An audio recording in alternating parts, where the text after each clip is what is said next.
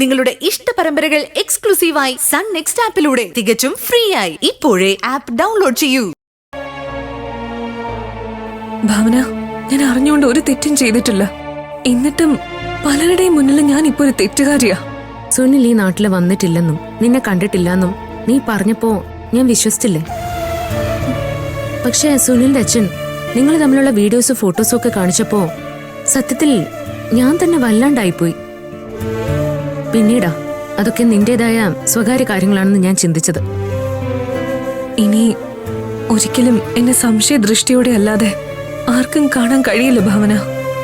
അത് മനസ്സിലാക്കിയിട്ട് ഞാൻ ഇവിടുന്ന് പോവാൻ തീരുമാനിച്ചത്. പക്ഷേ നീ ആ മഹേന്ദ്ര ശർമ്മയോടൊപ്പം പോവാൻ തീരുമാനിച്ചത് എന്തിനാണെന്നാ ഞങ്ങക്ക് മനസ്സിലാവാത്തെ. അല്ലാതെ ഞാൻ എങ്ങോട്ട് പോയാലും അവരെന്നെ കൊണ്ടുപോകും.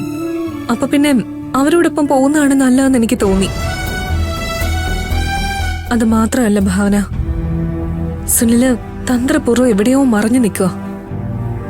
ഞാൻ അവന്റെ അച്ഛനമ്മമാരോടൊപ്പം ഉണ്ടെന്നറിഞ്ഞ ഉറപ്പായിട്ടും അവൻ മടങ്ങി വരും. സുനിൽ ഇപ്പോ ജീവിച്ചിരിപ്പുണ്ടോ ഇല്ലയോന്ന് നിനക്ക് പറയാൻ പറ്റുമോ? അത്യാവശ്യം സുഹൃത്ത് വലയുള്ള ഒരാള് ഇങ്ങനെ രഹസ്യമായിട്ട് എത്ര നാൾ മാറി നിൽക്കും?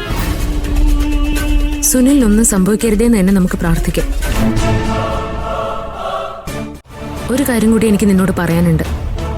നിന്റെ മനസ്സിൽ എന്തെങ്കിലും ബുദ്ധിമുട്ടായിട്ടുണ്ടെങ്കിൽ നീ അതെന്നോട് പറയണം. അതെന്ത് തന്നെ ആയാലും ഞാൻ നിനക്കൊപ്പം തന്നെ കാണും. അങ്ങനെയൊന്നും പറയാനില്ല ഭാവനെ. ഇല്ല മനസ്സ, നിന്റെ മനസ്സിൽ എന്തൊക്കെയോ ദുരൂഹതകളുണ്ട്. അതെന്തായാലും ഞാൻ കണ്ടുപിടിച്ചോളാം. എന്താ ഭാവന ഇങ്ങനെ നോക്കുന്നേ? ഏയ് ഒന്നുമില്ല. നിനക്ക് എന്നോട് പരിഭവമൊന്നും ഇല്ലല്ലോ അല്ലേ? ഇല്ല ഭാവന. ശരി മനസ്സ, പിന്നെ കാണാം.